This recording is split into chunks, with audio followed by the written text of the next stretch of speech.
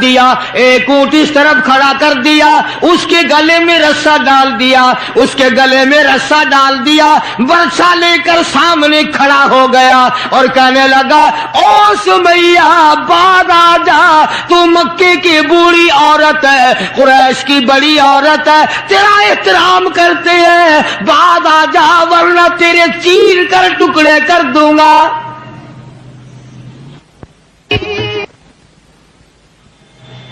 اللہ غنی. سیدہ سمیہ رضی اللہ تعالیٰ عنہا نے آخری وقت میں اپنے بیٹے کو حضور کی خدمت میں بھیجا اور عرض کرنے لگی میرے آقا میرا دل چاہتا ہے ادھر میرے ٹکڑے ہو ادھر آپ دیکھ رہے ہو.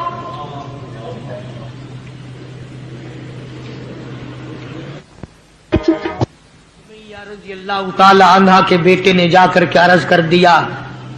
اندازہ لگا کالی کملی والے کے کلیجے پہ کیا بیتی ہوگی صلی اللہ علیہ وسلم. سمیہ کہتی ہے بیٹا جلدی جا میرے آقا کو میرا جا کے آخری سلام پہنچا دے, آخری سلام میرا پہنچا دے اور عرض کر دے میری تمنا ہے ادھر دم نکل رہا ہو ادھر آقا تیری جھولی ہو اور میری قبولیت کے لیے دعا ہو رہی ہو. عنہا کے بیٹے کے واپس حضور نے پیغام پہنچا دیا. سبحان اللہ, قربان جاؤں اس مائی کے پیروں سے اڑی ہوئی خاک پہ کہ جس کو پیغام حضور دے رہی ہیں سمیہ پکی رہنا, صبر کرنا, مالک کائنات کی قسم ہے جنت کے دروازے تیرے لیے کھلے ہوئے ہیں اور جنت میں اللہ تعالیٰ تیرا انتظار فرما رہے ہیں.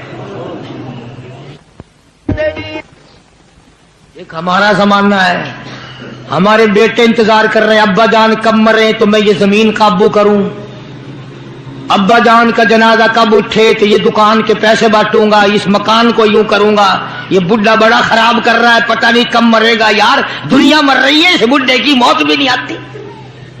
آؤ جس اولاد پہ ساری عمر مرتے ہو گئے وہ تیرے مرنے کی رات دن دعائیں کرتے پھرتے ہیں.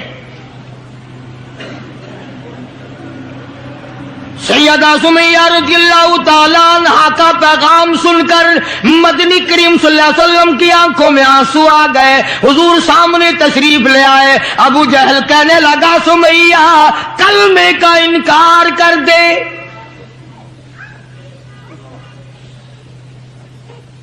سیدہ سمیہ رضی اللہ تعالیٰ عنہ نے جواب دے دیا او مکے والوں, او مکے کے سرداروں, او مکے کے چودھریوں, او قریش کے خاندان کے معززین لوگوں, تم جانتے ہو یہ کلمہ میں زبان کی نوک سے نہیں پڑھتی, میں نے صرف زبان سے نہیں پڑھا, یہ کلمہ میں نے اوپر سے نہیں پڑھا, میرے خون کے قطرے قطرے میں بسا ہوا ہے, میری نس نس میں رگ رگ میں بسا ہوا ہے. تم سارے مکے والے مل کر میرے خون کے قطروں سے کلمہ نہیں نکال سکتے. اپنے رحمان پہ اس کو ناز ہے. ابو جہل کہنے لگا تیرے بوڑھے پے سے میں شرم کرتا ہوں. عمر رسیدہ تھی, عمر کافی تھی نا, تھر تھر کانپ رہی ہے, یوں رسے بندھے ہوئے ہیں. ابو جہل کان میں آ کے کہنے لگا کانپنے تو لگ گئی نا, ڈر گئی, اب تو بعد آ جا میں تجھے چھوڑ دوں گا. تو کہنے لگی یہ میری جان کی کمزوری ہے تجھے پتا ہے. وہ سیدہ سمیہ کہنے لگی او ابو جہل, او عتبہ, او شیبہ, او ولید ابن مغیرہ, او تمام کے تمام مکے کے کافروں, او امیہ بن خلف, یہ مکے کے پہاڑ اپنی جگہ سے ہل سکتے ہیں, میرے ایمان میں فرق نہیں آ سکتا. میں گھبرا جاؤں تم سے, اللہ میرے سامنے ہے اور میرا محبوب میرا صلی اللہ علیہ وسلم مجھے دیکھ رہے ہیں, میں کس حال میں انکار کر دوں.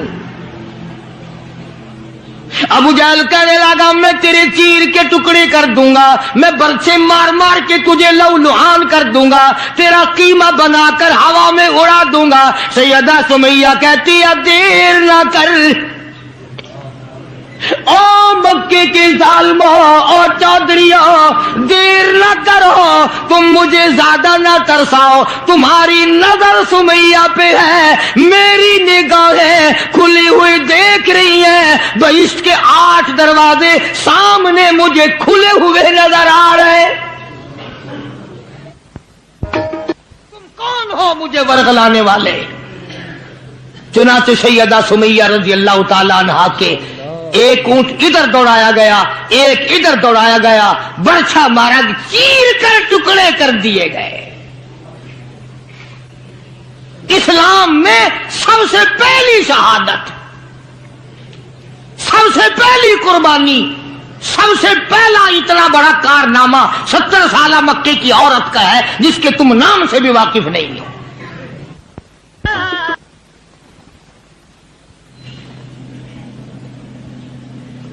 اسی طرح میں عرض کر رہا تھا، جس فاطمۃ الزہرا کے سامنے ایسی ایسی عورتوں نے قربانی دی ہو، اس کا کتنا مضبوط ایمان ہو گیا ہوگا، اور وہ کتنی اپنے آپ کو عظیم ترین مائی بنانے کی کوشش کرتی رہی ہوگی۔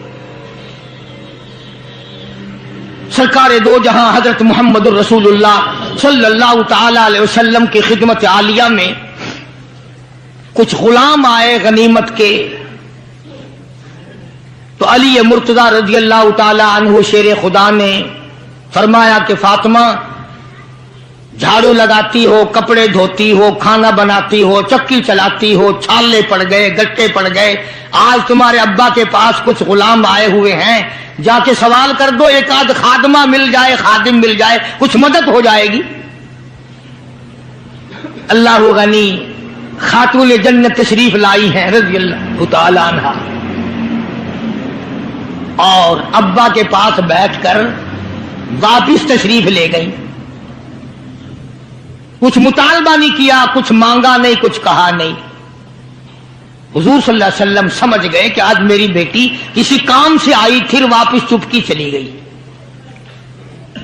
اندازہ لگا اس مائی کا کیا کہنا جس کے دروازے پہ عموماً ہمیشہ فاطمۃ الزہرا کا وہ دروازہ ہے جس پہ امام الانبیاء صلی اللہ علیہ وسلم تشریف لایا کرتے تھے۔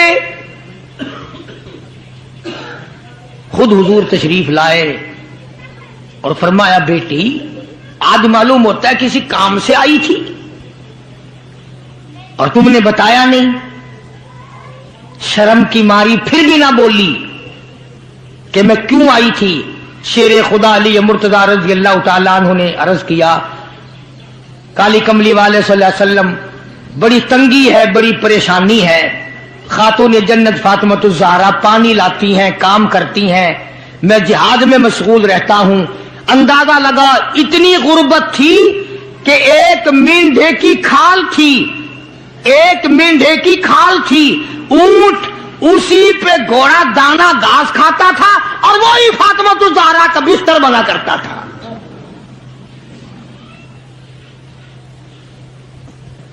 تو حضرت علی رضی اللہ تعالیٰ عنہ نے عرض کیا کہ یہ تو کوئی خادم کے لیے آئی تھی اور شرم کے مارے آپ سے کہا نہیں۔ آپ نے فرمایا، بیٹی میں تجھے ایسی چیز نہ بتاؤں جو دو جہان میں تیری خدمت کرے، تیری آخرت میں بھی کام آئے۔ عرض کیا، بہت اچھا ابا۔ فرمایا، ہر نماز کے بعد 33 مرتبہ سبحان اللہ، ہر نماز کے بعد 33 مرتبہ الحمدللہ، اور ہر نماز کے بعد 34 مرتبہ اللہ اکبر، یہ پڑھ لیا کر۔ فرمایا، بیٹی دو جہان میں تیرے یہ بات کام آئے گی۔ سارا نے تو یہ نہیں کہا کہ ابا میں نے تو خادم مانگا تھا، آپ نے تسبیح بتا دی،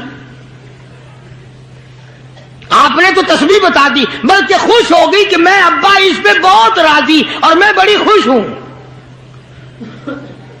مدنی کریم صلی اللہ تعالی علیہ وسلم تشریف فرمائے، کئی سو صحابہ کرام کا مجمع بیٹھا ہوا ہے، ایک کافر مسافر عمر رسیدہ بوڑھا آدمی حضور کی خدمت میں حاضر ہوا،